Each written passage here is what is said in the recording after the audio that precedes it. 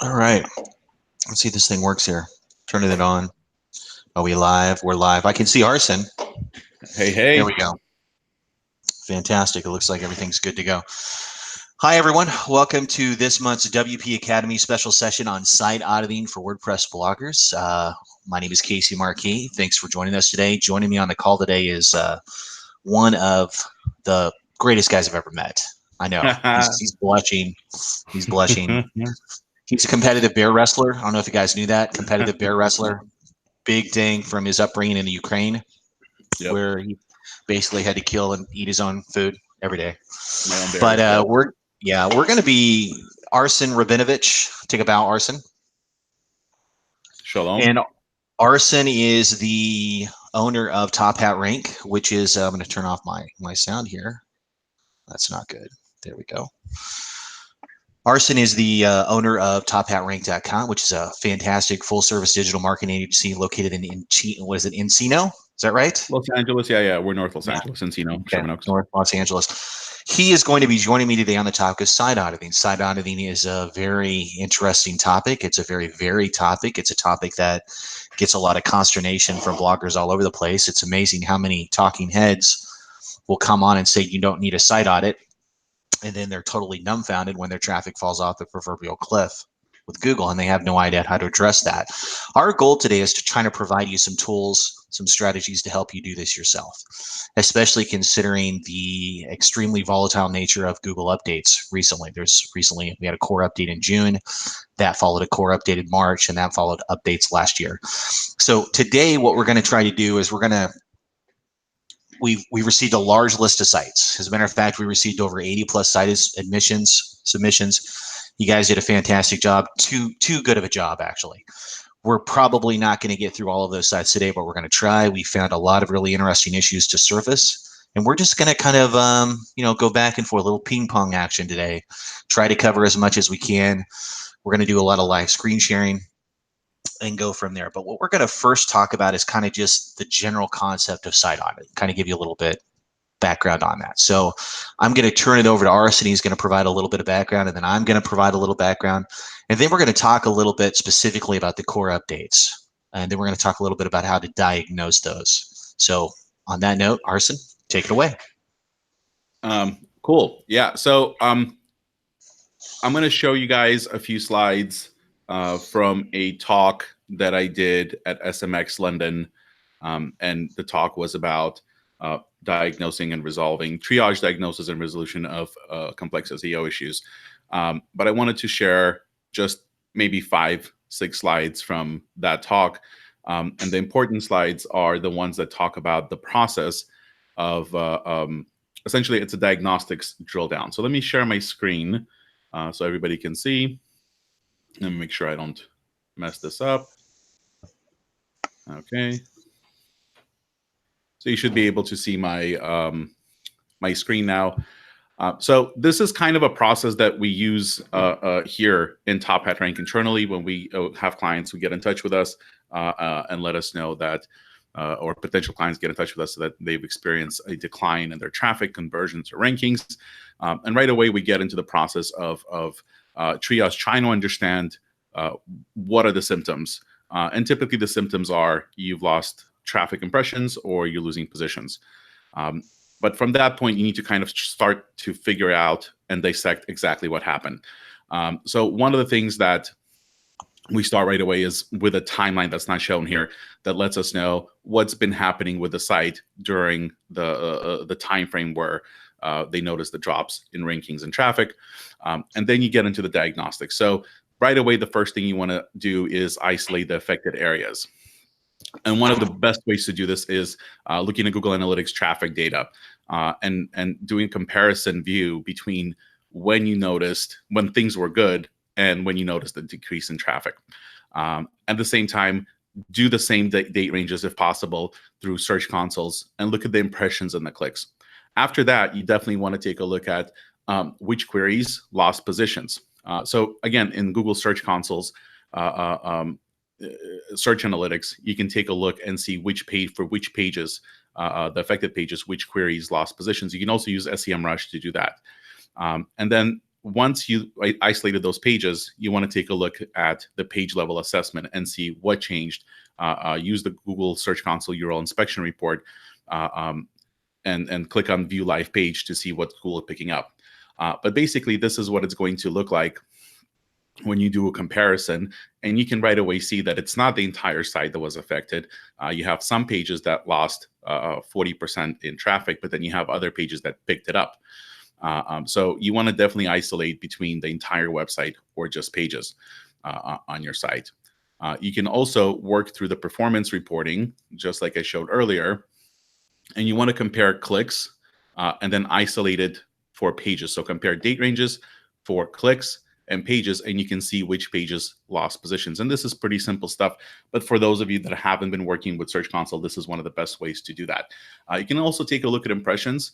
If you're not getting too many clicks and you're seeing that you lost positions, you can take a look at impressions and see which pages lost impressions there.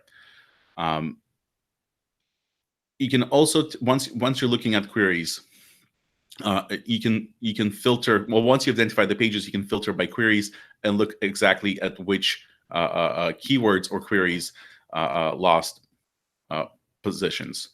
In the URL inspection report, you can take a look at the pages that are being affected. You can take a look and see. Google will right away tell you if there's errors on the page, index errors. Google will tell you where it discovered the page, when it last crawled, and what happened. And then once you've identified that, you want to get into further drill downs and take a look at server logs. You want to check, and this is a little more advanced, but we take a look at server logs. You want to take a look at spider roadblocks and intermittent alternating status codes. And again, this is more for the advanced user. You want to take a look and see if Google and visitors are receiving different status response codes from your server. Check your backlinks, look for any sudden influx of referring domains where did links drop off, and then obviously crawl the site. In case he's going to talk about the importance of continuously crawling your site and looking at all that data. So that's kind of where you want to go as you're trying to quickly assess what's been happening with your site. Fantastic.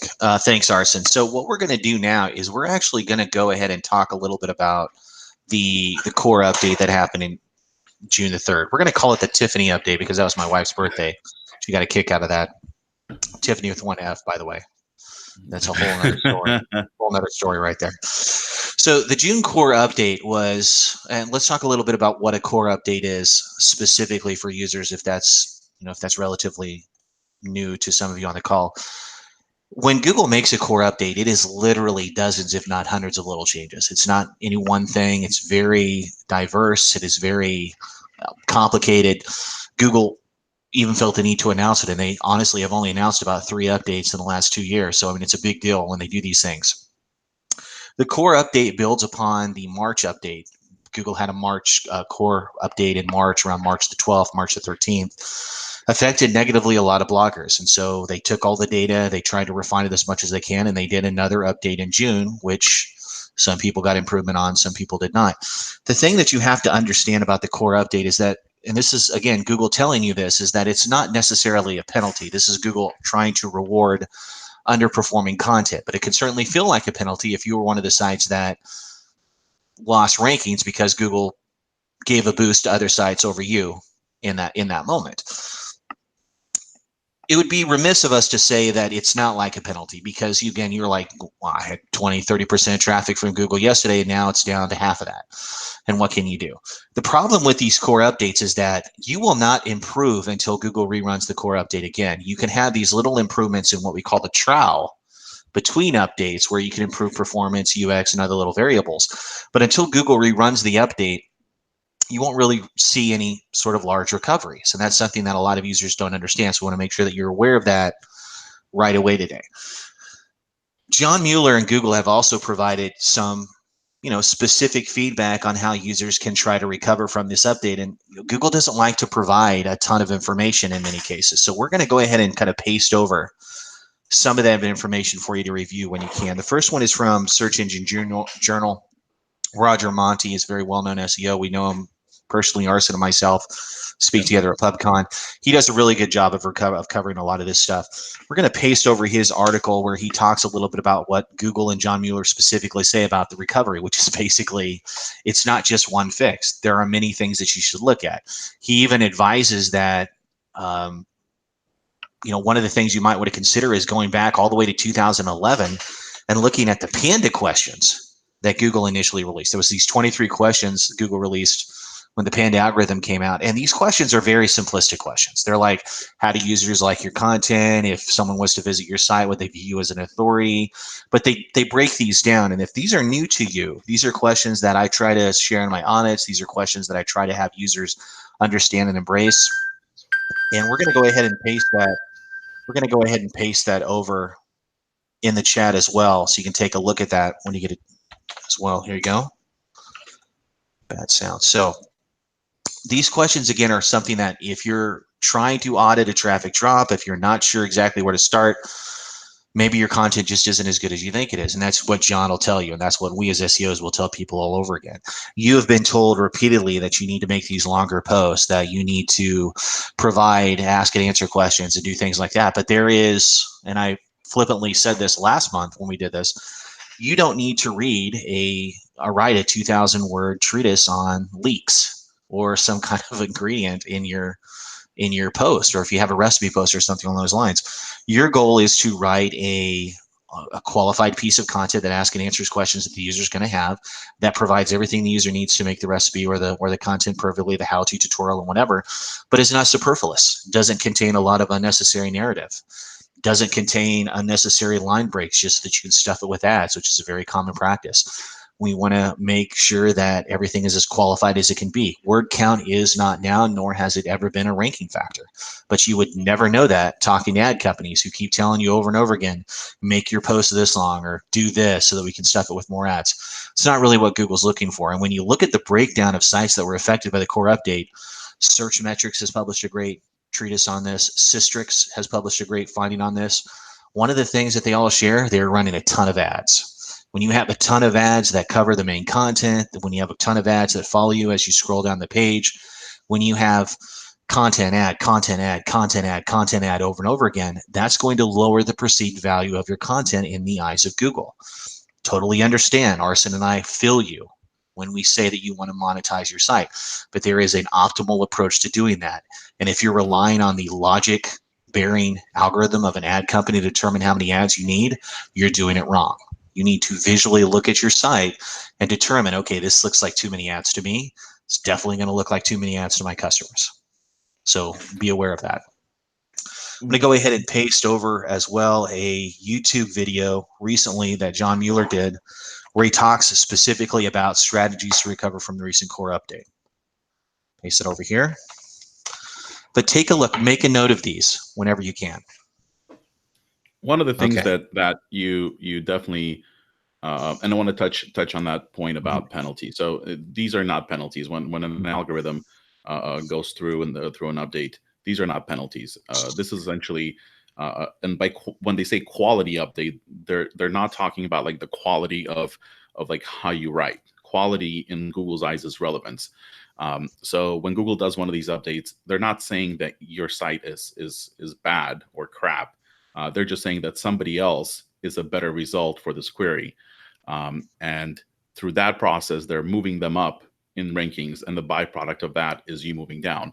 And we did get a lot of requests for audits just as soon as this update started rolling out and people started seeing this.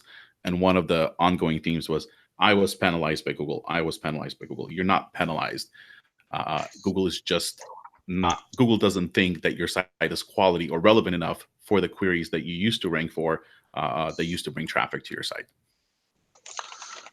Very true. And I couldn't say it any more clearer than that, is that this is not a penalty, but I know it can feel like a penalty. And some people, I mean, it's funny, there's no secrets online when bloggers, when I, for example, I went in and posted a whole thing in the Food Blogger Central group about this update and was very clear about this is what Google says. And someone took those words and put it in a private group about, it's so silly that he says that, you just have to have better content. Why don't you just come out and say the content sucks? Your content may suck. I'm never going to come out and tell you that, though. Okay, Google might if you were penalized, but it's one of those things where it's not just content, folks. When these core updates pushed out, it is a whole view of your site. It's site speed, it's technical issues, it's crawlability issues, it's doing pagination correctly, it's duplicate content, if you've incorrectly used your tag structures to link internally, if you've not availed yourself of optimizing category pages, which are basically windows into your blog, making those qualified landing pages. When we're looking at site auditing, we're looking at the whole thing. We call that a holistic approach. We're looking at everything at all, so as much as possible, so that we can surface as many issues. So that's why when Arsen and I do an audit, it could be 50, 60, 70 pages long, because our goal is to surface as many issues as possible and correct as many issues as we can. I tell you that a lot of bloggers in many cases feel overwhelmed, but in many cases, if you just slowly, we always say, how do you eat an elephant?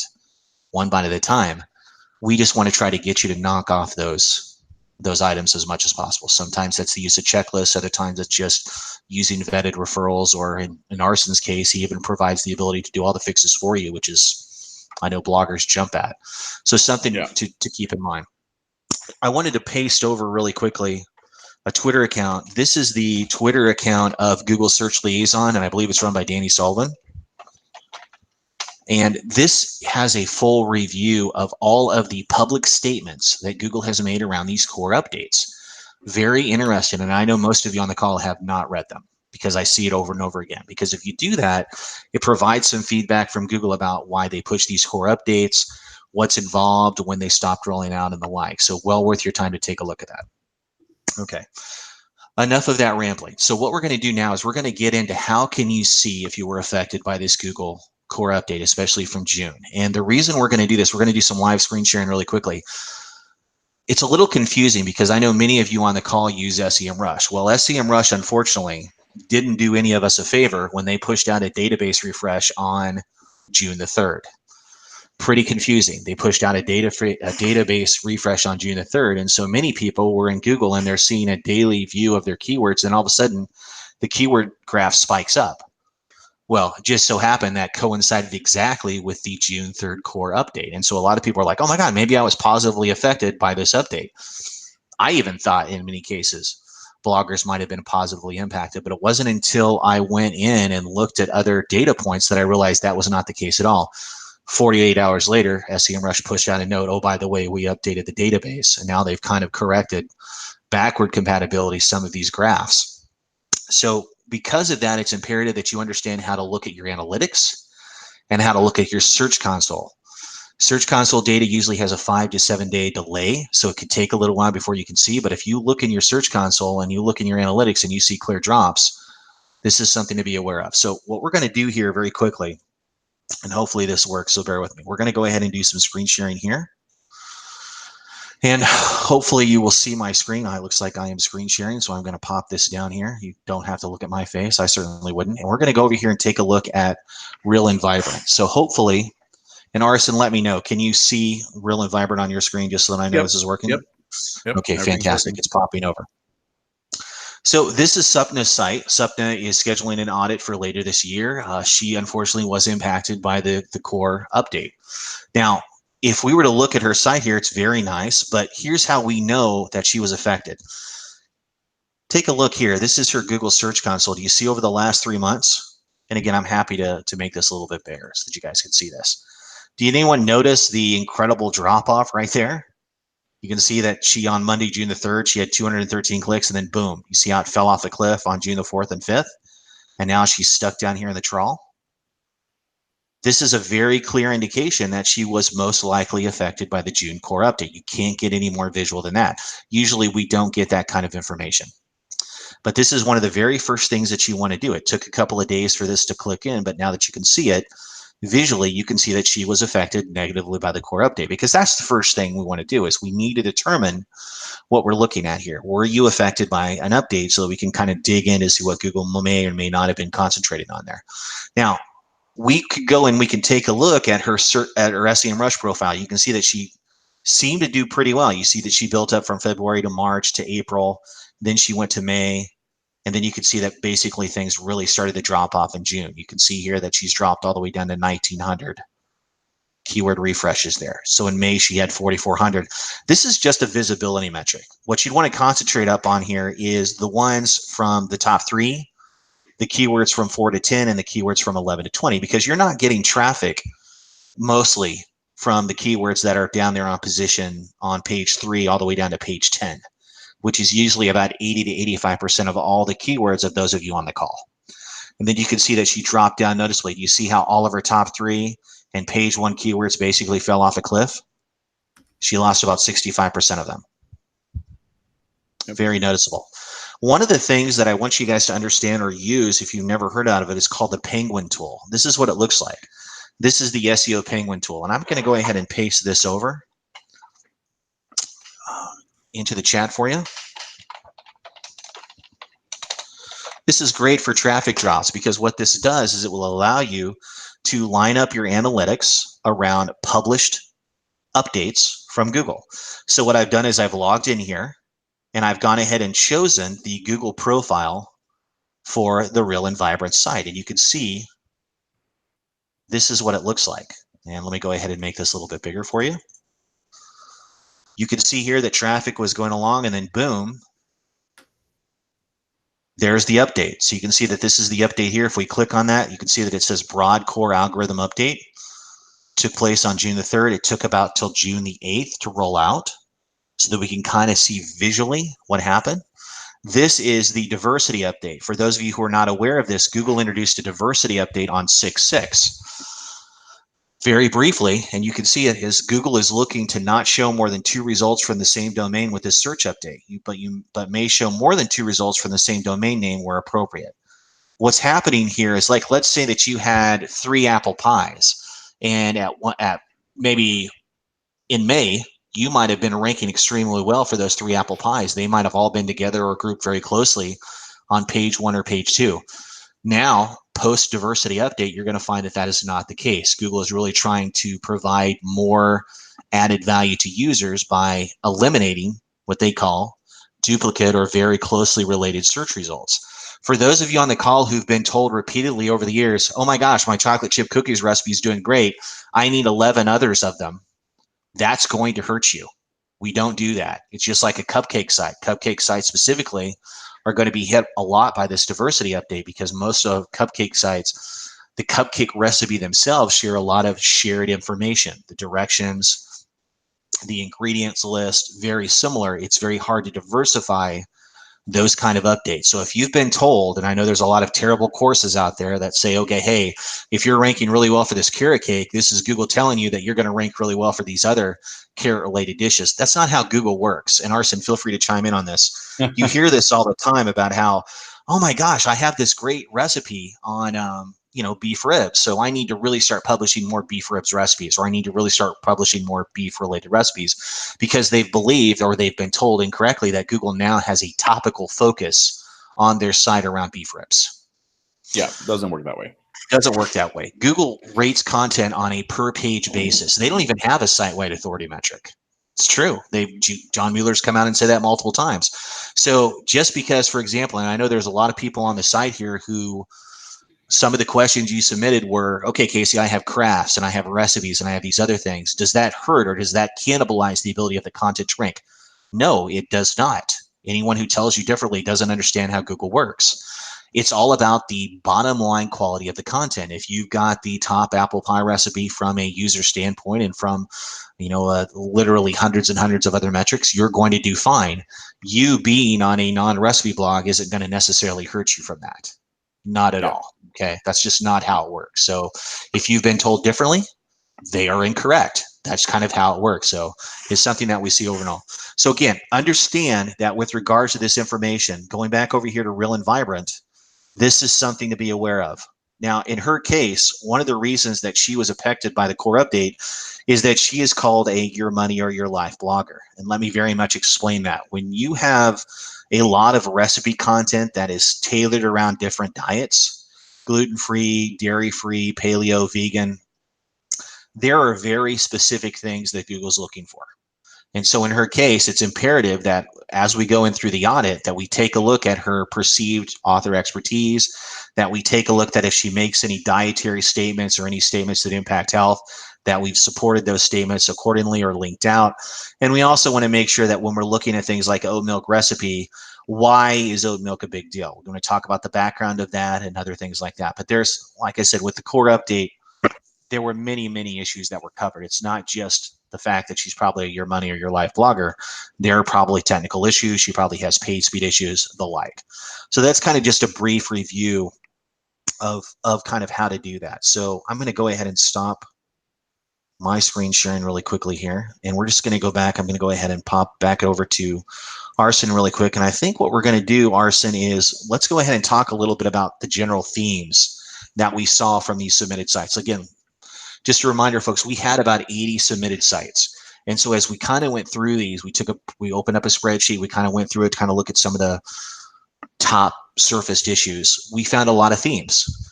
One of the themes, for example, is page speed. A lot of people were suffering from page speed. What did you notice specifically about that, Arsen? Anything jump out at you?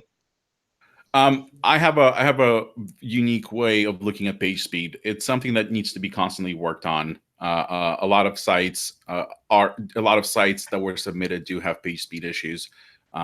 Page speed is something that you shouldn't look at just from a standpoint of, hey, this is my homepage suffering from a slowdown.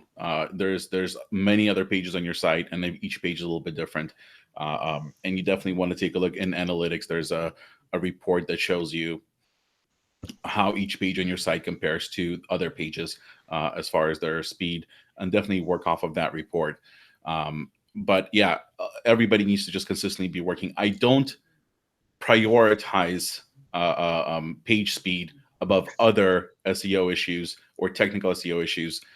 If there's crawlability and accessibility issues on your site, I will prioritize those over page speed, because if Google's having a hard time crawling and understanding what each page on your site is about, it doesn't really matter how fast your site loads. But that's just my opinion. That's how I look at things. Casey might be a little bit different on this. No, I mean, page speed is very important. I have found that when we've made dramatic improvements to page speed, we've got bottom line noticeable improvement from Google. Page speed is a ranking factor, but it's not a super big ranking factor. It's like, I look at page speed as maybe something like the HTTPS, the SSL factor. It's more of a tiebreaker. If we've got two sites that are very relatively close on content, very relatively close on other SEO metrics, the site that's faster could possibly getting a boost algorithmically because of the tiebreaker status. Absolutely. Yep. So very, very important, especially when we're loading that stuff up. Now, some of the other issues that we saw when we were looking at this, let me go ahead and pop this up here quickly. These are mistakes that, again, we found in multiple sites. Number one, we need to really talk about the correct use of H tags. You do not wrap whole sentences in H tags. Many of you on the call are still doing that. I don't know where you read that or what terrible advice you've received, but you do not wrap whole sentences in H2 tags. A lot of bloggers have been doing that, especially with the teaser tag text above the fold of the page. We don't do that. That's an over-optimization. It's a spammy signal, if anything. You use tags to semantically structure the page. Like most of you with your themes, they have built-in H1 tags. So when you have a post title for your blog, that's an automatic H1. Everything below that's going to be H2, H3s, H4s, whatever it's going to be. Most of the time, it's going to be H2, H2, H2 all the way down. If you've got some subheadings under H2, those would be H3 and H4s or whatever you want. With regards to the recipe card title should be an H2. It shouldn't be an H1 either. We should really try to want to keep things as simple as possible. There's one H1 on the tag. That's the blog post title. So you'd want to go in, the default in WP Recipe Maker, the default in WP Tasty is an H2. I do know that there used to be a toggle in the Create plugin where you could make the recipe card title an H1 or an H2. I'd absolutely recommend that be an H2. These little things by themselves are not going to tank you. Okay. If you, for example, stuffed your page with 8 H1s, you can absolutely still rank competitively. It's just not correct. And when we talk about best practices, when we talk about site auditing, that's what we're doing is we're taking the statements from Google. We're taking, for example, Arsen's and I experience with over 1,000 websites, and we're saying, okay, well, we've seen sites suffer when they don't get this semantic structure in place. We don't want to have 8 H1s. We want to have 1. We want to make sure that the structure is very clear. So those are little things to be aware of, especially dialing in your H tags. One of the other things we say, and I know that there's some questions on it already, is let's go again about how fast is fast. Let's talk a little bit about page speed. Google has the page speed insights tool, and a lot of people hate that tool, but I'll tell you, you should be using it, and you should be using it repeatedly, because that is the real world Chrome UX. We call it crux information, CRUX, crux information that Google is using in their back end to determine how fast is fast for a page. Anyone who says that the Page Speed Insights tool is a novelty doesn't know what they're talking about. This is the tool that Google has recommended for years, and they've continued to refine the tool. We want to use it, and we want to use the data whenever possible, and there's very important metrics on that page. If we were to pull up a result, and as a matter of fact, let's do that really quickly here. We're going to go, and I'm going to find an example. Let's go ahead and take a look at frostandsun.com. Megan, if you're on the call, you're up. You're in the queue here. We're going to go ahead and pull up a result from your site. Let's go ahead and do some screen sharing here. And let's pop this up right here. Arsen, just let me know when you can see it. Do you see it loading day trips from Boston? Yes. Okay, fantastic. Oh, no, I'm looking at your page. I'm looking at your notes. I think you're sharing the wrong screen. Frosted screen. So let's see here. It should be loading up. Let's see. Is it loading? Yeah. Okay. Sharing your screen. Yeah, it should be popping up here. So bear with us, folks. Again, this live stuff takes a little minute. It takes a little time to go through. All right, popping up, loading. So how this is going to work here specifically, and hopefully this loads in a minute, is that when we're looking at these page speed reports from Google, we're looking at some very specific metrics. First of all, don't lose any sleep over the 0 to 100 metric that's going to pop up on the top. I can tell you right now that she has 28 out of 100. Clearly, it's not ideal, but this alone is not going to kill you. Okay, we've had sites that are at the top of Google. They have the featured snippet, and they have literally 6 out of 100. So that by itself is not going to hurt you. If we scroll down, you want to look at the lab data here. First example is the first contentful paint. You see where it says 3.3 seconds? In my opinion, this is the most important metric on the page right here. This first contentful paint is that we really want to go ahead and get that below, in my experience, if we can get it below 2.5 seconds, we're doing pretty well. I am concerned because if we scroll down here, do you see how she has reduced server response issues? This is entirely usually server based, or maybe because she has a caching plugin that's set up incorrectly, but that's a lot of opportunity. So we want to be looking at making sure maybe we need to upgrade her hosting to a tier 1 server. Maybe we need to go ahead and look at maybe installing something like WP Rocket. I'm a big fan of WP Rocket. It's probably hands down the best caching plugin on the planet. We can go in and do a lot of internal customization, prefetch resources, lazy load images. It works great with both AdThrive and Mediavine. We can probably get some reduction on that very quickly here. The speed index is a comparison metric. It's a comparison between you and other sites. It's really relatively useless. We don't really care about this. It's tied closely to time to interactive. Time to interactive is something where this is how long it takes for the user to interact with the first content on the page. You see all these blank whites here? That's how long it took for basically this whole page to load. So that's a concern. And you can see that there's not a lot of optimization that's been done down here. It doesn't look like she probably has a quality caching plugins, because we can eliminate render blocking resources. We can minify JavaScript. We can minify JS. There's lots of stuff here that we can combine into fewer files. See this one about serve images in next-gen formats. So wouldn't lose too much sleep over this one. However, I know that there's a lot of people on the call that are using Jetpack. Jetpack used to have a horrible reputation, and frankly, it's uncalled for. Jetpack is a very quality plugin, and one of the really cool things about Jetpack is that it has built-in image optimization, and it has its own CDN. It used to be called Photon, but I believe they changed it to something else. If you have Jetpack installed and you were to go in and turn on the image optimization and acceleration features, you would literally cut your page speed for most of this stuff in half very quickly. Because what Jetpack does behind the scenes is it will take everything on the site, put it on a CDN, serve those files externally, and then it'll convert all of your images from JPEG and PNG to WebP, WEBP, which is like a 60% reduction in the file size immediately. We've had sites just do that, and they've had incredible gains because of the amount of time. Many of them didn't want to invest in site-wide image optimization. Short Pixel, for example, is a great plugin, but a lot of people, it confuses people. We saw that when people were leaving notes in our audits today. So if you have Jetpack, that's one of the great built-in benefits, is that we could turn that on and immediately get these metrics down considerably. Because for the timed interactive, if you're running ads, and I believe Frost and Sun here, let's take a look. Mm-hmm. Yeah, let's see if you're running. Yeah, you're with Mediavine. So one of the things that you want to make sure about Mediavine is that you have gone in and turned on the mobile ad settings. So if we were to go in here and type in Mediavine optimize ads for mobile speed, they back in December introduced the ability for you to go in and one-click turn on a setting to optimize your ads for mobile speed. And you can see kind of what the dashboard looks like down here. And I do recommend this. Mediavine has done an exceptional job with their ad serving technology. They are very fast. You can see here that you can go in and choose optimize ads for mobile speed. Now, on this note, AdThrive has finally come out and done something very similar. They call it deferred ad loading.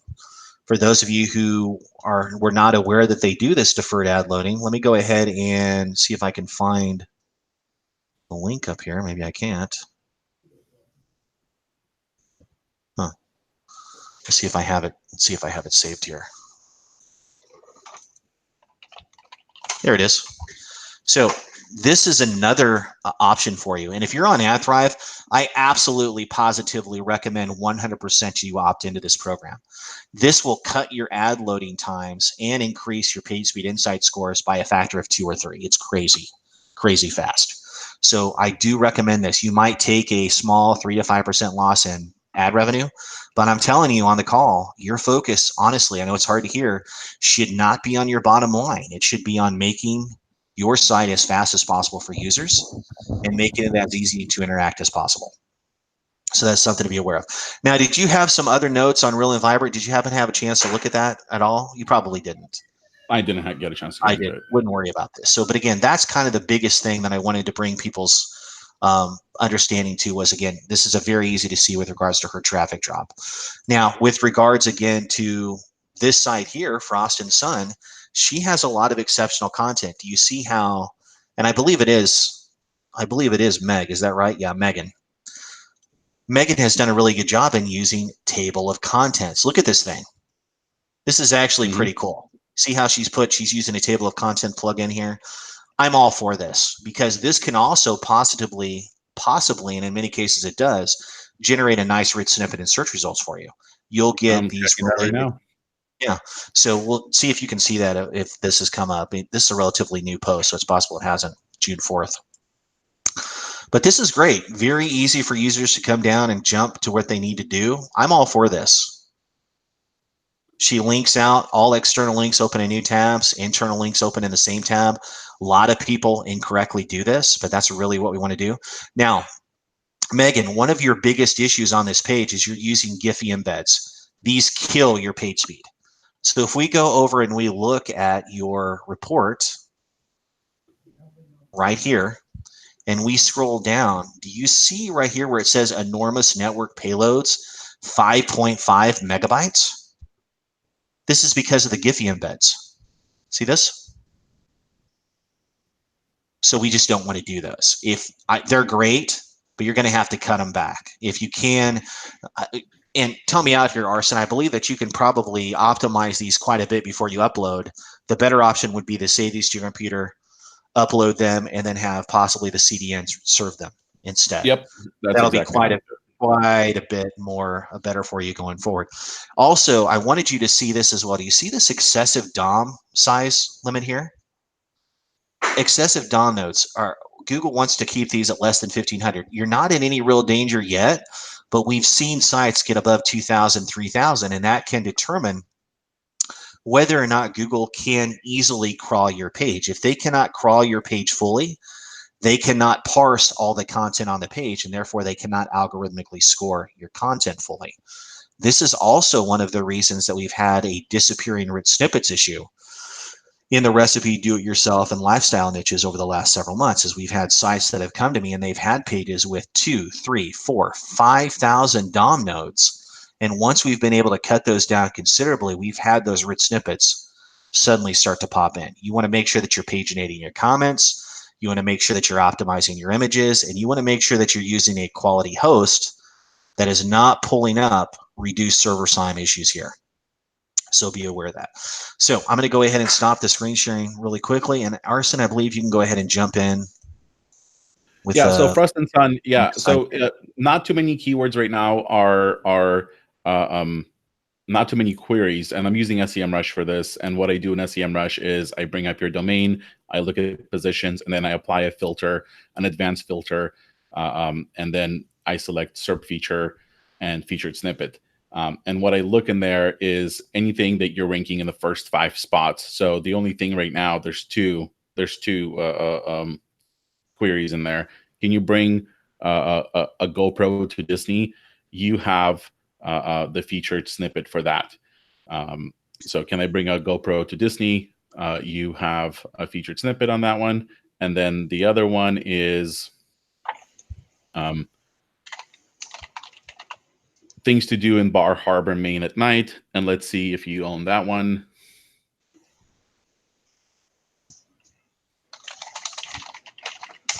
Well, if you're dropping out, that one as well. Dropping out a little bit, Arsen, just an FYI.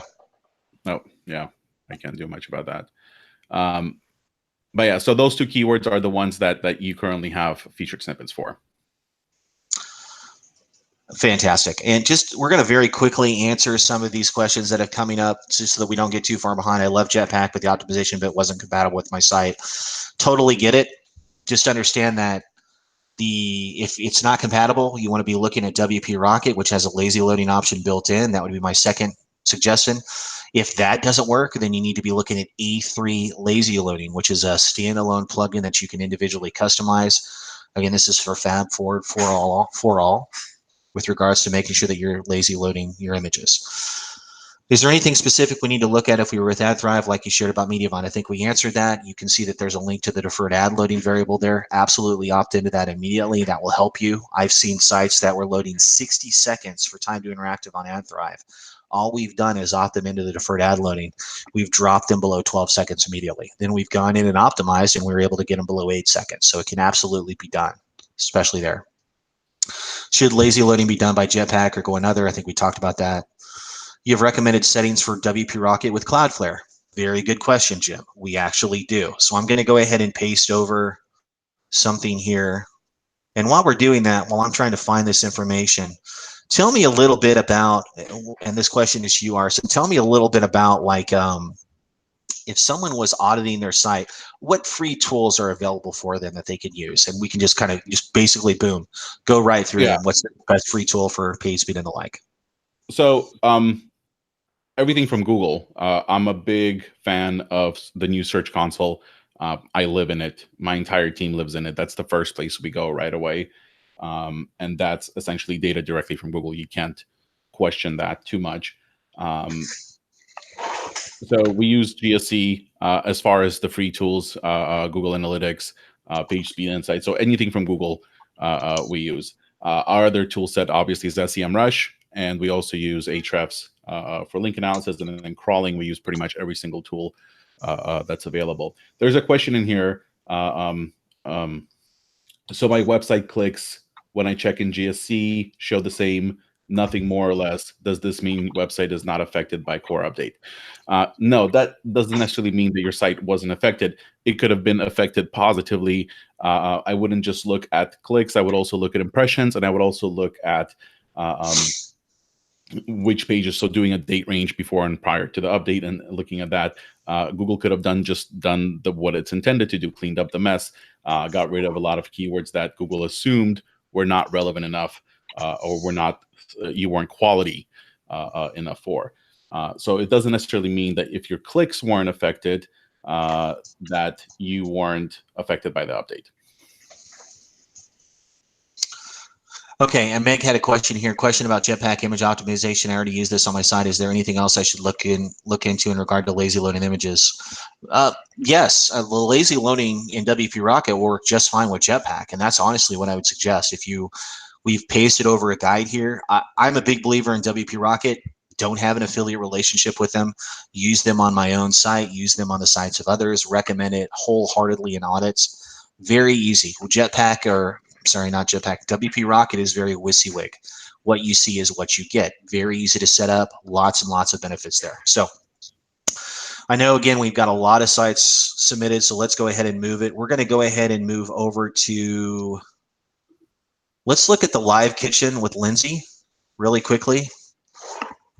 Lindsay, hope you're on the call today. This is the site that we're going to look at right now. I'm going to go ahead and paste it over. Let me go ahead and spin just, let me see if I can get this set up for you really quickly.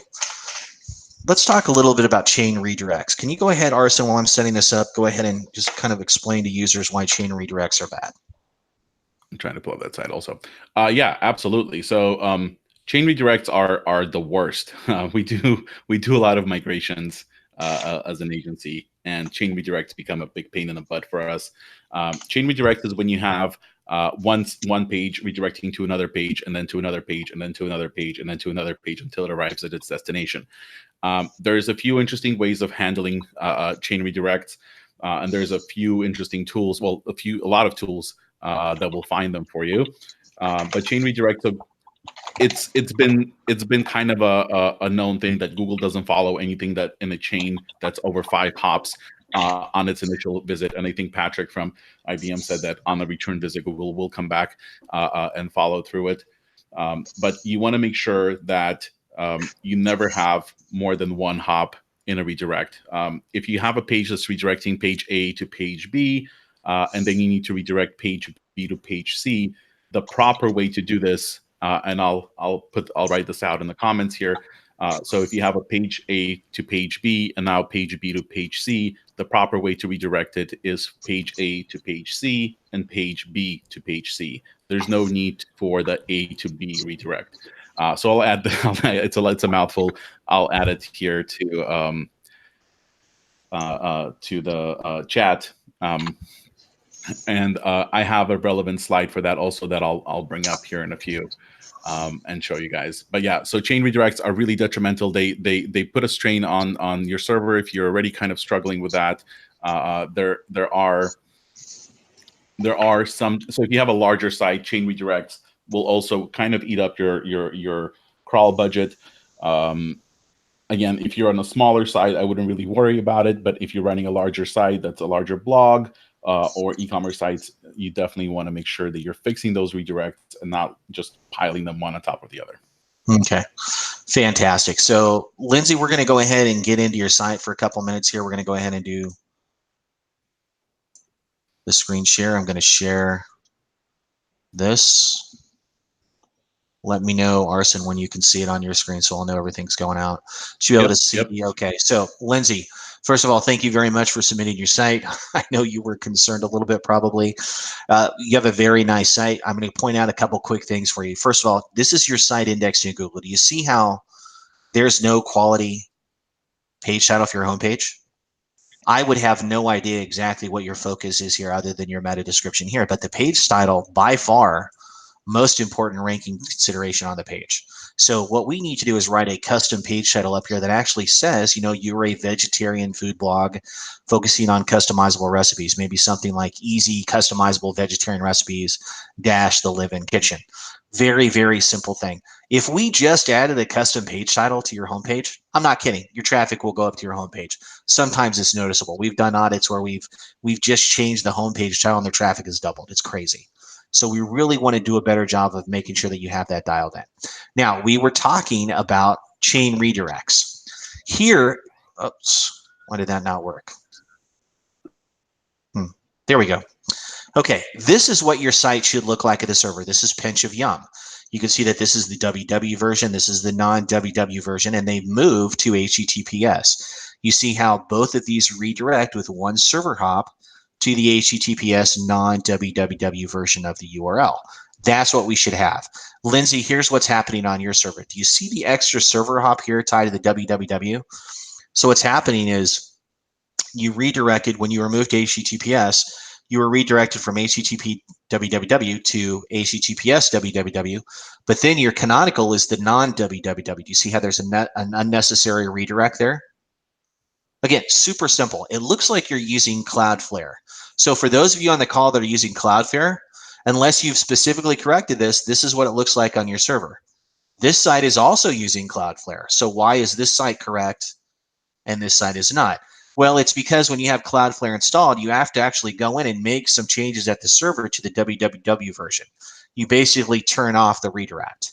Okay, it's not necessary. So this is something where if you know how to fix it, or if you just drop a note to your host and say, hey, I got an extra chain redirect here, definitely do this. Now, you heard Arsen mention previously that Google can follow up to 5 redirects. Well, then why is this a big deal? Well, it's just not the best practice, is that even though Google can do something, we never rely on them to do it. We always want to correct this stuff as much as possible. So this is not correct.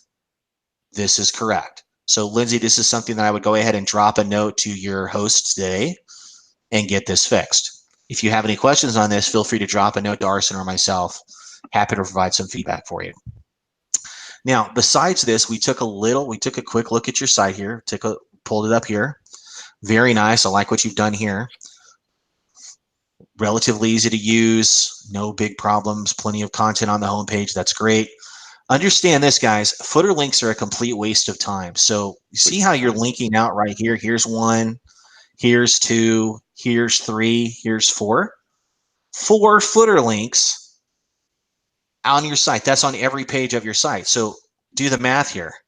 You've got 930 pages indexed in Google. Okay, you've linking out to basically 3,700 links out to your site that I can assure you that they're not linking to you. Footer links are, here's a good analogy. If you were to buy a house, would you ever have the builder come and sign your front door? It's the same way with a website. We don't need these links. We do not need these links on your homepage, on your footer. You want to remove those because we want to recover that link equity that is flowing out of your site and have it flow back internally to your own content. So that's something that's very important for you to consider. Is just get rid of these. Download and install Genesis Simple Edits, which will allow you to go in and edit this. Second, I went ahead and pulled up one of your recipes and put it in the structured data tool. Do you notice what I see there? Go ahead and leave this big. You see the error? So here's the thing, folks. Warnings are okay. If you have a recipe site and you've got some warnings, for example, her warning here is the main entity of the page. This is a problem with Google. This is not a problem with Yoast or WP Recipe Maker, which I believe she is running, or anything else. This is a Google issue because the main entity of the page is recipe. The reason that she's triggering this warning here is because Google is trying to tell her that it should be article. Google's incorrect. So this is one of those things where they're needing to update the documentation to reflect this. So for those of you on the call, and I know there's many of you that have this main entity of page issue, it's not really something to worry about. It'll eventually fix itself, so just ignore it. But this is an example of where many of you know that Yoast with 11.0 pushed out a big update where they're going to try to bring all the structured data into their plugin. So this is, she's using WP Recipe Maker, and WP Recipe Maker is now combined with Yoast to make one recipe card here. Okay, that's kind of how correctly we want to do. We call this nesting. We've nested the structured data into the card so that everything is correct here. Now, you see the error here.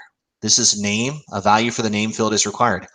The reason this is here, Lindsay, is this. If you go into your Yoast plugin and you go under General and you scroll down, there's a section there on Knowledge Panel. You need to go in and put your site name and then upload a 300 by 300 logo right there, and that will eliminate this error site-wide. But this is a site-wide error that's happening on every one of your pages. Errors are a sign of low quality, so we want to correct these as soon as possible. So that's something I want you to be aware of.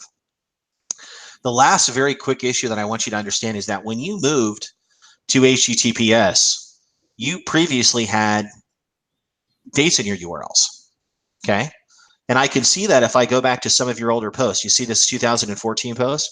If I scroll down and I'm taking a look and I see this link to Boston cream pie, watch what happens when I pop up this right here. See how that link is broken? This is killing you. It doesn't look like that you correctly redirected the old dates to the non-dates. You see that right there? Mm. Big deal right here, Lindsay. So this should be corrected immediately. You've got a ton of broken internal links. Most likely you have thousands of internal broken links because whoever changed your URLs did not go ahead and put in the mod rewrite title to redirect the old URLs with dates to the new URLs without dates. We want to go ahead and get that fixed. Okay, so that's a priority for you. Get that fixed.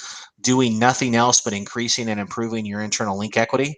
Internal link equity is very important because it determines, if we've got all these internal links on your site broken, Google can't fully score the pages. The link equity basically is hitting a brick wall. We want to get this stuff fixed. So by far, this is your biggest issue. You fix this and do nothing else at all, you'll probably notice kind of like a rising tide lifting everything else on your site. So And definitely check this out. this is probably one of the reasons why you saw a fluctuation in the February-March update of this year. You went from about 1,536 keywords on page 1 of Google to 1,320, and just been kind of plateaued since then. Even though February of 2019 has been your best month as far as keywords on page 1. So definitely fix that up. We do notice in our audits and what we've done with some of our clients who've been hit by the February March update, that fixing up all the architectural and organizational issues on the site does help. Another thing that I'm noticing is you are primarily a vegan or recipe blog. Your homepage, outside of just that first post, that's I'm not sure if it's a recipe post, but it says 7 on a Sunday. But the rest of the content on the homepage are your vegan recipes, and then you have an archive for your vegan category, which is basically duplicating that same content outside of that first post. So definitely take a look at. It's already kind of obvious that you are a vegan recipe blog primarily, and a lot of your recipes are vegan and you're ranking for a lot of those. So I would definitely take a look at your categories and try to organize around secondary topics. So not just vegan recipes, but I would look into organizing around like desserts or dinner types or what kind of preparation it is or whatever have you. You really don't need to restate the obvious in your organization. Your backlinks look good. Nothing really that I can pick on. Just your typical. You have about 14,000, a little bit over 14,000 backlinks coming from 1,200, 1,100 domains, and that just means that you have a lot of domains that have multiple links pointing to you. I would definitely take a look at that and maybe just do a little bit of cleanup. There are some domains that could be a little bit questionable. If you look at like just you have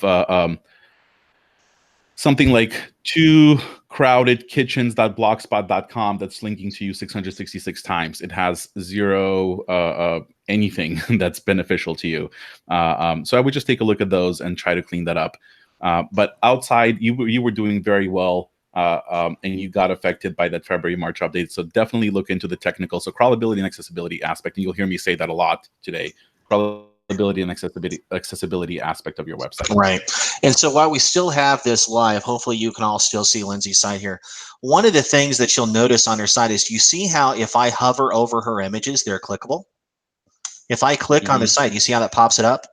That's not good for users because this link doesn't go anywhere. This is just not a best practice. We do not want to have links to all of our images active. So what's happening, Lindsay, is that when you've inserted images into your posts, you should be scrolling down and choosing no link. It shouldn't be linking to your media file. It shouldn't be linking to the attachment file. It shouldn't be linking to anything. And so I would urge you to correct this site-wide. Now, one of the things that you'll see from Arsen and I, and you'll see in our audit specifically, is that I'm all about you working smarter, not harder. At no time will I ever suggest that you spend the entire weekend going back and unlinking image files. You need to automate this, and that's where the blog fixer comes into place. The blog fixer, and I do highly recommend Christopher's services here. Again, no affiliate relationship. He just does good work. The blog fixer has actually several fixes that most of you on the call should be using. If you failed to no follow links, he's got a fix for that. He'll just go in and no follow everything for you. Here's an Amazon compliance fix. Very important. Most of you are running Amazon ads. There's a compliance fix in there that many of you probably are not aware that you even need. I won't spend time on it, but you can read through it. But what we're looking at right now is the image unlink fix. Annoying default is to link all inserted images to themselves. We just don't want to do that. It frustrates readers, and we want to make sure that we provide a smooth viewing experience whenever possible. So in your case, Lindsay, you're going to go ahead and buy this image unlink fix. Best $50 you'll ever spend, and it'll go in and remove and unlink all of these photos on your site. Okay? Definitely something to be aware of. Everything else on the site looks pretty good. I applaud your use of WP Recipe Maker. It's great. You see how Lindsay is actually linked to her About Me page. Very important. I always want to tie all of our content in the recipe card to a quality About Me page. One of the things that you might want to consider, Lindsay, is going in and doing a custom recipe card, which is very easy to do in WP Recipe Maker. For example, you could turn this into check boxes. You can make a checklist out of this because a lot of people print out recipe cards, and we want to make that very user-friendly for them. We want to print that out. You've got a nice Joy of Cooking here. That's fine. Instructions. The notes, very, very weak. For all of you recipe, all of you lifestyle, all of you do-yourself bloggers, if you are using cards for anything, whether it's a do-it-yourself tutorial, whether it's a recipe post, whether it's a non-recipe post that doesn't export out schema, everything should have notes, okay? Because there's the majority of people who are visiting your site, many of them will just print out the recipe card, and you need to ask yourself, does my recipe card contain everything the user needs to make this recipe perfectly? I know many of you have heard me say this before. I'm going to go ahead and stop the screen sharing here if I can. Let's see here. Stop sharing so you can see my pretty face again, hopefully, in a minute. You've heard me say this before, but when you're writing up this content or when you're putting something together, I want you to be optimizing for toddlers and drunk adults. That's really how I want you to be looking at it. When you're putting this content together, you should be optimizing in a way that the recipe can be made by a toddler or a drunk adult. Okay? Super simple. Dumb it down as much as possible. Make sure that everything is spelled out in the recipe card. If you know, in many cases, the notes should involve things like, I recommend this version of pasta, or make sure that you do this to the meat beforehand, or here's how to check to make sure that it's done, and here's how long leftovers ask. And maybe there's an expert tip in there. That's what notes are for. And it's okay to repeat the same content in the recipe card and repeat some of those in the recipe card. I'm sorry, it's okay to repeat some of those tips in the recipe post and then take the most important content and repeat them in the recipe card. That's not how duplicate content works. Duplicate content is a between pages concept. What would be an issue is if you had the same notes across 11, 12, or 15 different recipes, which most people don't. And even then, it would be a very muted issue. It's certainly not something you'd lose any sleep over. So hopefully, Lindsay, that feedback was good. Let's go ahead again, and we're going to go ahead and work our way down the list whenever possible. Let's see here if we've got you want me to move on? Do you see something specific that you want to talk about, Arsen? Or you want me to just go ahead and pull something up here? Let's do something sweet, something savory.com. Okay. And I knew that you had that up. It's okay, the highlighted one. It's not. It's row 12. Okay. So I can tell you very quickly on this side here, and I know that Arsen's done a lot of notes here, so I'm going to let him do this in a minute. But one of the issues, Nikki, on your side, and again, thank you for allowing us to look at it today, is you fail to include name under the knowledge panel. If you go back to the previous example earlier in this training, I show what happened was when Yoast took over all the schema, it's important that you go in under general settings in the Yoast plugin and you scroll down to where it says knowledge panel. You need to put in a name there, because if you don't put in a name, you are going to generate an error, which is what's happening site-wide on your site with the structured data. And I've already showed an example of that today, so we're not going to do that again. But you just want to go in, take any of your recipes, any of your pages, pop it over into the structured data tool, and you'll see the error, and it says missing name. We want to go ahead and fill that in as much as possible. Look at your slow cooker pulled pork as an example. That'll help you. Optimize the sidebar. Let's go ahead and take a look at that. In your case, if we pull up, I'm pulling up the lemon, elderflower, and strawberry cake. Go ahead and do a very quick sharing here on this. There we go. There we go. Sharing is caring, right? Okay, that's popping up now. So this is the lemon, elderflower, and strawberry cake. Very beautiful. Very, very nice. Here's the problem. It's very top heavy. And by top heavy, I mean that there's nothing up here. Do you see how above the fold here, we just have the title, we have a big graphic, we've got an ad and a search box. There's nothing else here. And you're running an ad on the bottom here. So we need to have above the fold content here. The better option would have some teaser text up here. Here's why this lemon, elderflower, and strawberry cake is so awesome and better than the million of other cakes. If you do something unique, this is where you would sell the user, or as we call it, we sell the click whenever possible above the fold. You'd go ahead and put some information here. Now, if I scroll down here, it's very nice. I like the fact that you've got some information down here, but this might have been better. This 2 layers of fluffy vanilla and lemon sponge, I would have moved that above the photo here. Also, you're not using jump and print recipe buttons. Like I said, whenever you give users the choice, they want the buttons. For those of you who've installed Hotjar, you know what I'm talking about. Whenever we install Hotjar and we have it on a page that didn't have the buttons and we have it on a page that does have the buttons, man, it's like piranha.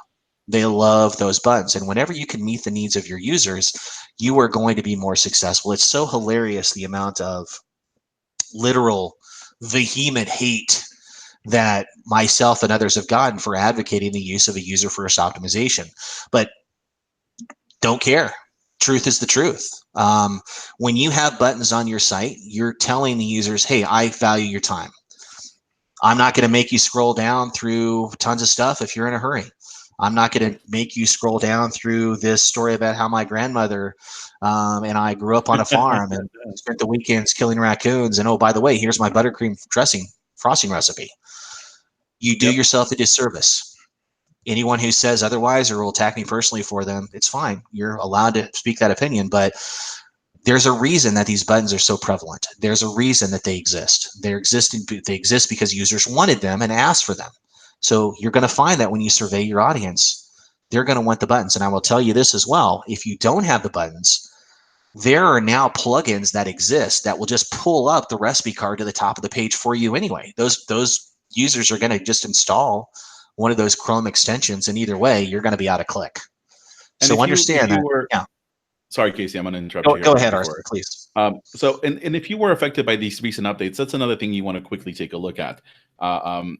How well are you matching that query intent, right? So if the intent is to find a recipe for a specific dish, is your content super relevant? And Google does a really good job at understanding that. Is your story about this recipe being passed generation through generation, being right above the actual recipe and taking up about 600 to 700 words of 1,000-word recipe post, is that really relevant, and is that satisfying that query intent? And the answer is no. The person is not interested. If you look for things like apartments in Dallas, the results are going to be listing sites. They're going to show you apartments listings right away. They're not going to give you 12 paragraphs of text above the listings, right? So keep that in mind as you're going through your content. Content length is not a ranking factor at all. It has never been.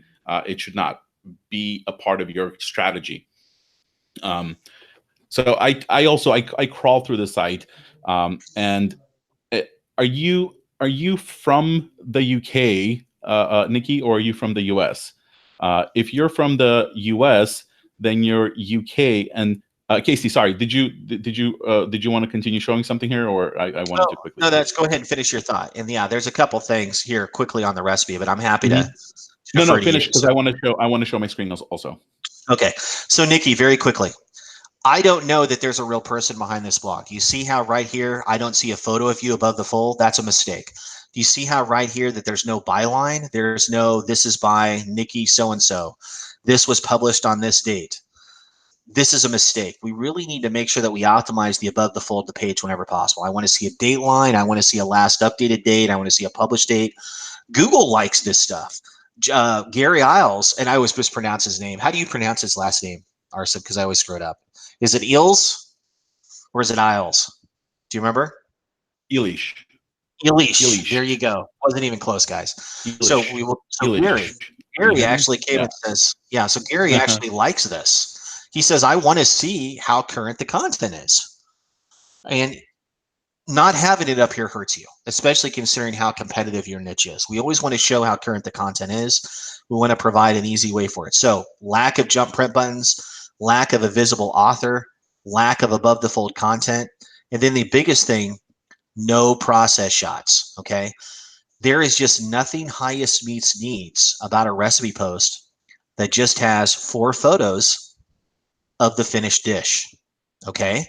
I know it's tough to hear, but when we're putting together a post like this, I should have, here's a photo of the ingredients. Here's 2 or 3 photos of me making this. Let me give you an example of what I would really like to see more of on these audits. Here's an example. This is Emily's site, Inside the Rustic Kitchen. She had an audit a long time ago. She's done pretty well. One of the things that we always look at is, we've got above the fold information, breadcrumbs here, title. We've got the buttons here. We've got the jump buttons here. She's even got one to jump down to the video.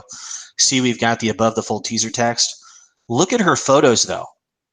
Look at this nice instructional montage.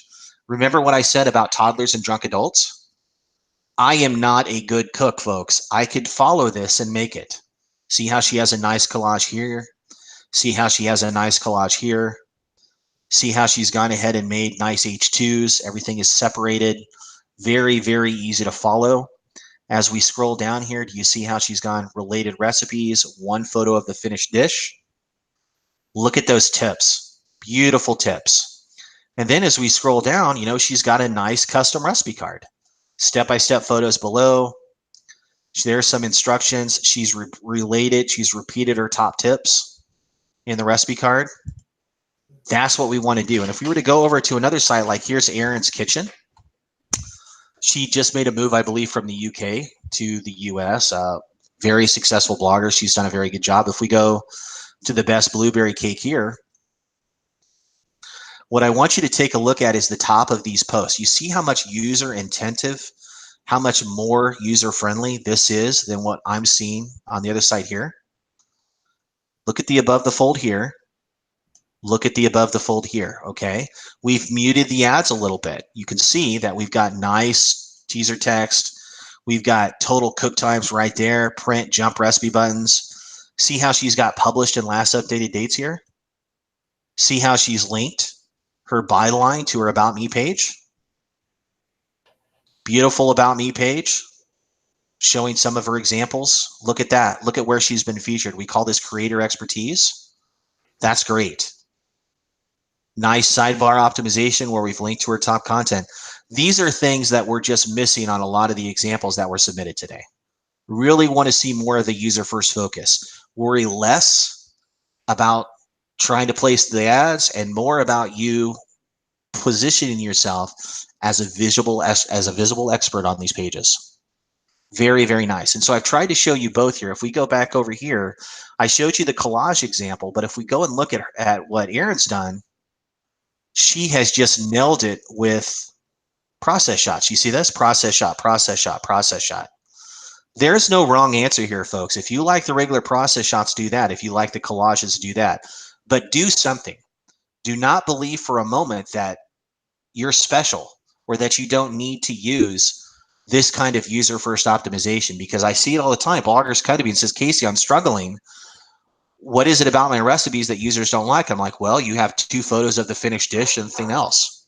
So I'm a big believer in process shots. I want to try to dumb this down as much as possible, because whenever I've done tests or whenever I've done beta testing or focus groups, and I do them all the time, users tell me the same thing. When they're in the kitchen on their mobile device or tablet, they do not like to stop and start video. They like to leaf through with one finger process shots. And this is a great way to do that. So on that note, I'm going to go ahead and stop the sharing, and I'm going to go ahead and turn that back over to you, to Arsen. Go ahead and pull up some information. Perfect. All right. Casey, let me know if you're seeing my screen. Can you see my screen, yes. Casey? Yeah. Yeah. Well, can I? Yeah, I can see me. So let's see if it's, but there's a delay. There always is. So yeah. And I apologize. I'm having a really bad connection right now. Okay, I see you. You're up. You're good to go. Okay. Thanks again for the patience, everyone. Okay, so I actually crawled through the site and dug in a little bit into it. There's a huge difference between the keywords that you have in the UK versus the US database. In the US, you have 2.2 thousand keywords. In the UK, you have 4.3 thousand. So if you are in the UK, awesome. If you are in the US, you definitely want to look at your settings to make sure that there's nothing that's confusing there. A few things. You have, because you do have a lot of old content, you have a lot of recipes that are missing recipe cards. Some of the recipes that do have recipe cards are not validating. You have a lot of posts with broken images. And in my crawl, I did see a lot of image 404s that are coming out. So like here, I don't know if you're able to see my screen, if it's coming through yet. Just broken images. This is definitely not really good quality. Here you have a hidden H2 site-wide, which happens a lot with Genesis themes. It's just how they're annotating sidebars and footers. But here's a look at that. Let me quickly load that. And Casey, let me know if things are not coming through fast enough.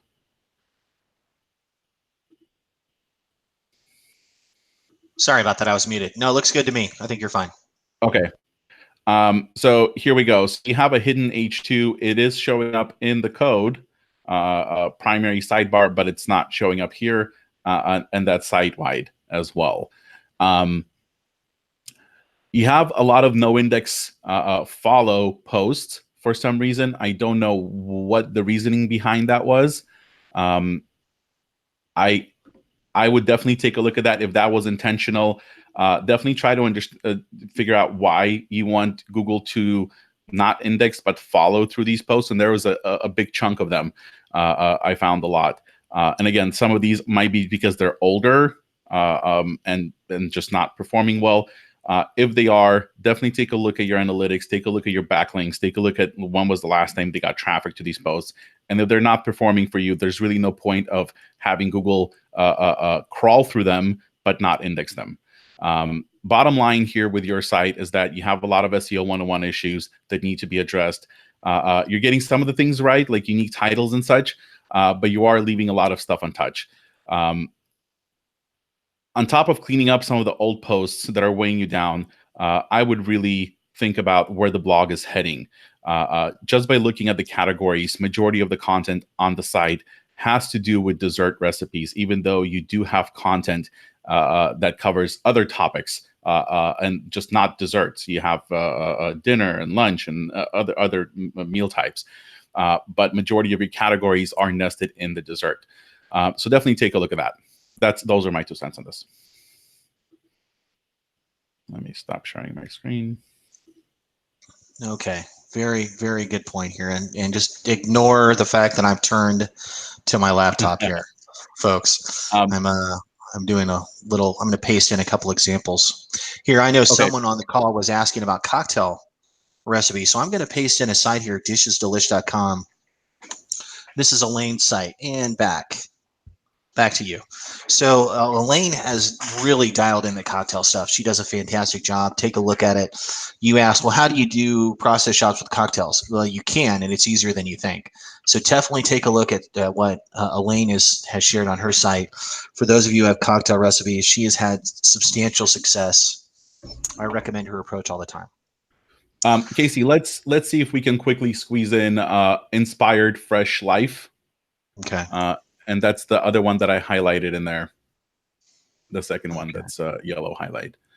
Okay, why don't you go ahead and pop the site up? But there's just a couple notes a couple notes. Brandy, thanks again for submitting your site here. We're going to go ahead and paste it over here. Just a couple notes very quickly on this. You have breadcrumbs enabled on the site, but they're not visible in the SERPs. They're not visible in the search results. This is a common issue. Most likely you disabled the Genesis schema. You probably downloaded and installed the Disable Genesis plugin by Bill Erickson, which you really need to do if you're using the Yoast plugin, so there's no conflicts between Yoast 11.0 Plus and the built-in schema within Genesis. The built-in schema within Genesis, again, it's a little outdated anyway, so I definitely advised installing the Disable Genesis plugin, Disable Genesis schema plugin, and installing that. The problem is you probably had your breadcrumbs turned on in Genesis. Those are no longer going to work because we've suppressed all the schema. So you're going to need to go in under settings in your blog, deselect the breadcrumbs, and then you're going to want to go into Yoast and enable the Yoast breadcrumbs there and use those going forward. Two things that you're going to need to do. When you enable those breadcrumbs, you're going to scroll down the page and make sure that for posts you choose category, because that's going to populate the breadcrumb path. It'll pull in the categories in there just like you're currently doing on the site. The second thing is you will have to code the breadcrumbs into your theme. So what I'll do very quickly is I will paste over the Yoast tutorial, and then I'm going to go ahead and have Arsen go ahead and pop in and do some screen sharing there. I think I'm already screen sharing. Sorry, I jumped. Okay, fantastic. He guy, I tell you. Okay, go ahead. Okay, so also crawl through this site. Big issue here. And this is something that I talk about frequently. This is an issue that has to do with competing topical focus. So you have your site organized. Oh God, no, it's not showing. Okay, you have your site organized across a few different taxonomies. You're using ingredients, which is an indexable topical archive or silo. You have categories, which all WordPress sites have. Those are indexable.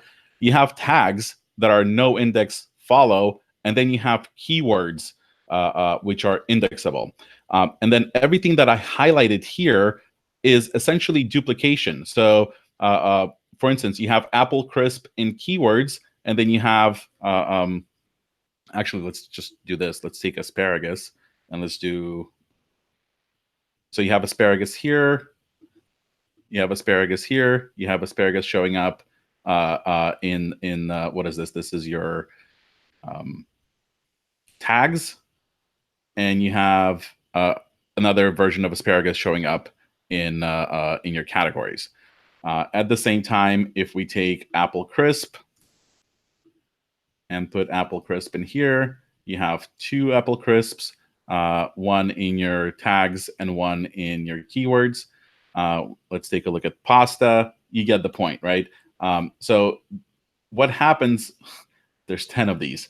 What happens when there's a broad search for like pasta recipes here? So you have pasta appearing in your categories and in keywords. And what happens when there's a broad search for like pasta recipes, and let's say your site is very well optimized for that, Google is going to try to figure out which page on your site it's going to show. And with the recent updates, Google is less likely to show 2 pages from your site, especially in a highly competitive query like that. So at this point, Google is going to try to figure out which page it's going to show, whether it's going to show the category archive or it's going to show the keyword archive. And you definitely don't want to leave it up to Google to decide these things. Here, let me pop this in here so we can see this. Yeah, just to interject there, I just cannot stress that enough, folks, because I know that Jim Floyd, if you're still on the call, you had a question here: is can you get duplicate content errors through bad use of categories or tags? Yeah, yes, you can, honestly, because the tag pages in many cases are never going to generate a ton of traffic for you. We usually just no index those because we don't want those to compete or cannibalize our better category pages. Category pages are like, again, windows into our house, and our house is the blog. We can actually optimize those very effectively, add above the fold content, add more internal linking, and the like. Bring in excerpts for each post, correct? Yeah. Yeah, exactly. But with tag pages, they're used for internal navigation. That's about it. Yeah. So let's take a look at these instances, and I just picked out some of the worst offenders. You have casserole 3 times. You have breakfast appearing 4 times. And this even is happening across your paginated archives, right? You have vegetarian page 2, and then you have in your tag vegetarian page 2. You also have recipes appearing in the recipe silo, and you also have recipes appearing in the root of your website. So you have, for instance, you have recipes appearing here, which is in the root. Here we can see that. And then you have a recipe silo, which shows posts, recipes with recipes. So this is a little confusing also from an organizational standpoint. Why would you have a silo with recipes and then also recipes that live outside of that silo? A few other things in here. So 129 posts are inside of the recipe silo. Hidden and weird organization of heading tags. I use a web developer add-on for Chrome, which gives me a document outline like that. So for your caprese salad recipe, you have H1 repeating twice. I might be okay with this depending on how the page is architected. If you do, if these are separated by divs, and you have like caprese salad here, I would then maybe make this caprese salad recipe, because here you're talking about ingredients, instructions, and notes. But again, we talked about this. There's a lot of information right, above the actual recipes. And again, a byproduct of Genesis, primary sidebar, which is H2, and then footer, which is also an H2. Both are hidden on your site at this point. A few other missing meta descriptions. They're not ranking factors, but they are kind of a quality signal, in my opinion. 80% of all of your pages are missing meta descriptions. And I gave you a little sad face there.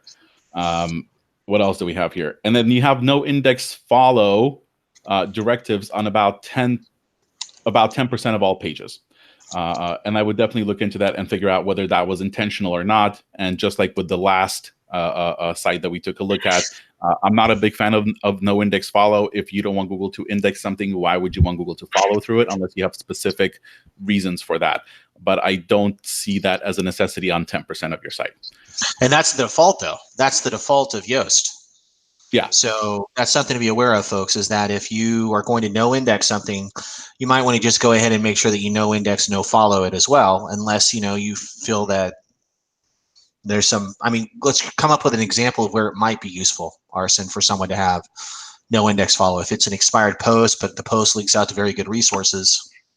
Yeah, absolutely. So, well, links out to resources. So I've seen no index follow used very in a very interesting way in e-commerce sites, where you want to take somebody through a page, or a page is in the path, in a logical navigational path for a user, but that page it could be a parent silo or a child index that shows a subcategory of products that you don't want Google to index, because it's essentially a duplicate, but it's still a valid pathway to get to the asset.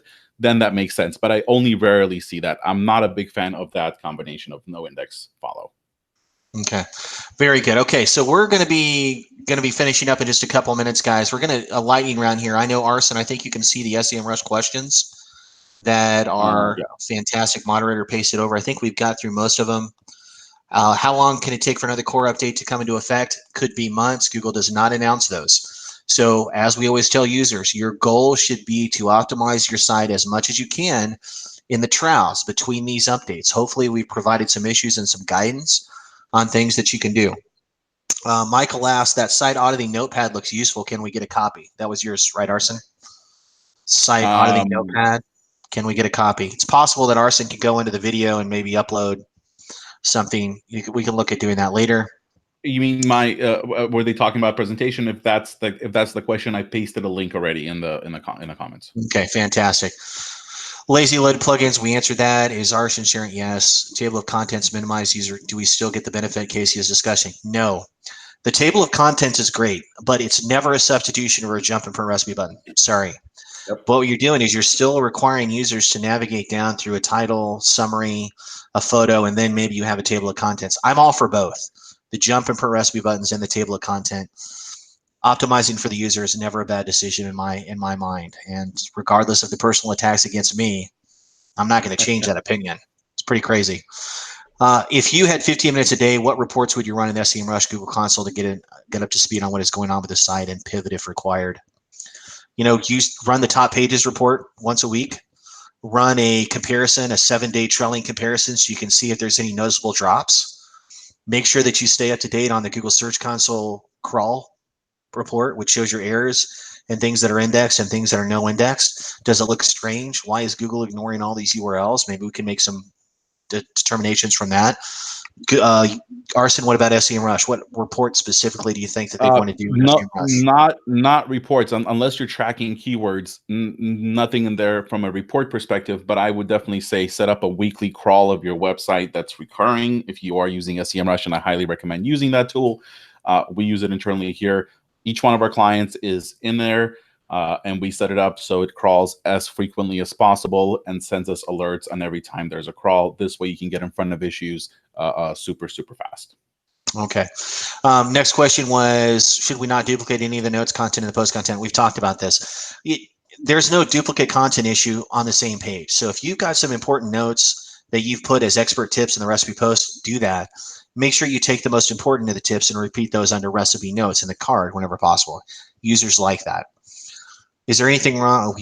My jump recipe buttons haven't been working in Genesis. I add them to the post, but they don't show on the published page. Is there a plugin that is better to make the jump to recipe buttons? I don't know of any quality plugins that'll do it. This can be custom coded, usually by your developer, or you can use a plugin like WP Recipe Maker or Tasty now supports those buttons. Create doesn't, and Create's run by an ad company, and they're vehemently opposed to jump and print buttons. So if you're using Create, it's why I don't recommend it for recipe posts. There's no reason to. If you want to use it for how-to schema and stuff, fantastic. But they should not be making that arbitrary decision for you. They should give you the option. They should have jump and print buttons built into the plugin, and if you want to use them, great. If not, no harm done. Finally, is there a way to add what plugin to use to create the table of contents with the links? Very good question. I'll go ahead and paste one in really quickly. See if I can find it here. It's called CM Table of Contents. And I'm pasting it into the chat, TOC plugin.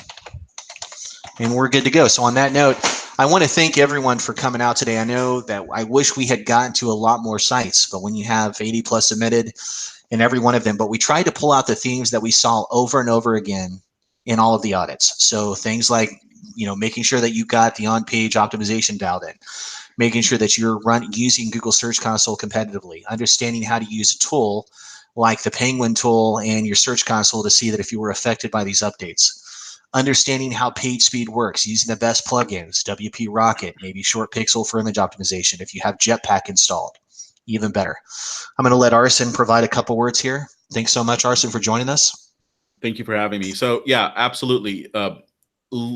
Keep technical in mind at all times. Don't go crazy with redirects. Constantly audit your organizational aspects of the site, from topology to information architecture. Look at your breadcrumbs. Do they make sense from a logical, navigational, organizational standpoint? Are you matching that query? Are you satisfying that intent of search? That's the question you need to be asking yourself every time you're sitting down to write a piece of content. Think of topics, don't think of keywords. Am I covering the topic? Am I covering it in its entirety, or am I adding too much fluff? Also, keep in mind dilution. If you're going to be writing about something, you're going to add a lot of content just for the sake of adding content, you're going to dilute the overall focus of that page. All of those things are important, and when we start fixing those things, especially after these updates over the last 2 years or a year and a half now, we're seeing results. So keep all of that in mind. Right. And again, I apologize again that we weren't able to get to all of the sites that were submitted today. Like if you have an audit scheduled with me, that was probably intentional. We'll get into all that later on to this week or this month or later this year. If you enjoyed this content, please go down, take a minute, click the thumbs up button. Let us know that you liked it. Leave a comment, share this out. And thanks so much for attending. Have a great rest of your week and be safe out there. We'll talk to you again soon. Take care. Thank you.